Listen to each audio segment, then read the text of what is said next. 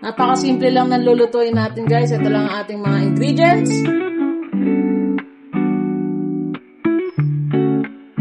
Chicken thigh fillet. Ay, mahulog! Uy, nahulog pa. Slice lang natin.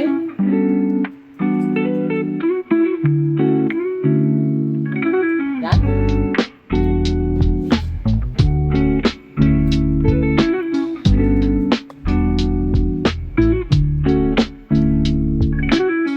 So, ayan, naiwan na natin ang ating chicken. So, lagyan lang natin siya ng salt and pepper. Salt.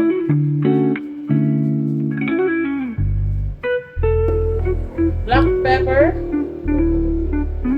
Okay, ganun din sa kabila. Salt.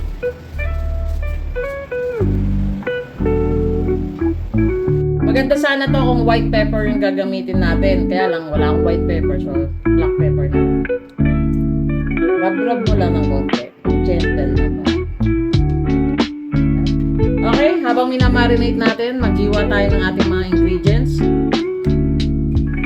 Maghiwa lang tayo ng luya. Sama na natin yung balat.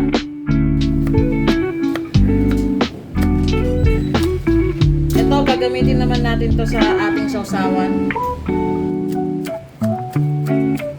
Kayurin lang natin yung ating luya. So ito guys, may 3 takal ako dito ng bigas. Hugasan lang natin. Okay, naugasan na natin ng ating bigas. Ilagay lang natin siya dito sa ating rice cooker. So ilagay na rin natin yung ating mga chicken na minarinate sa salt and pepper. Okay. Siyempre, ilagay na rin natin ang ating mga pampalasa. Scallion. Yung luya.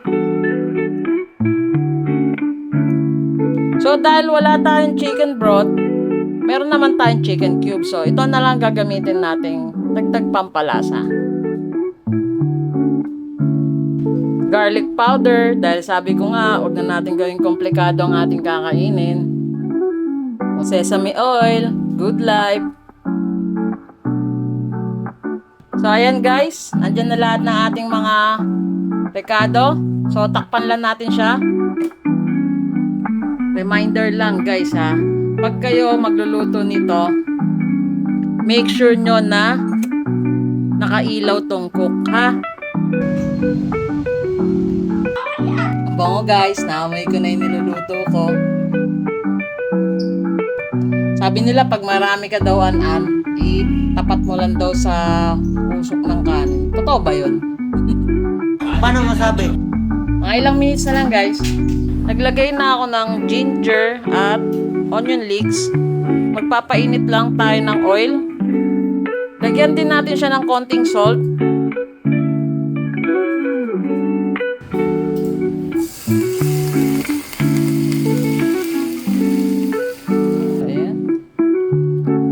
Soy sauce. Sesame oil.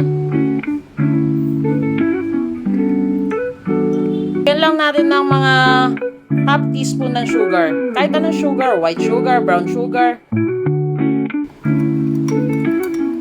Ayan, meron na tayong 2 sausawan. A few moments later. Guys, check na natin yung ating Hainanese chicken rice.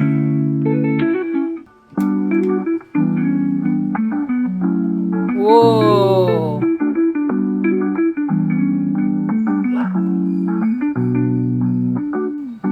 Okay guys, meron na tayong Hainanese chicken rice.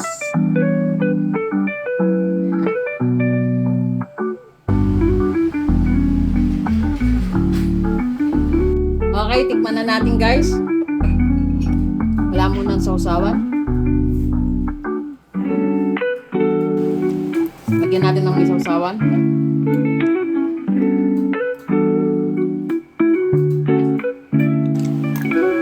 Try natin sa may toyo, sa may oil.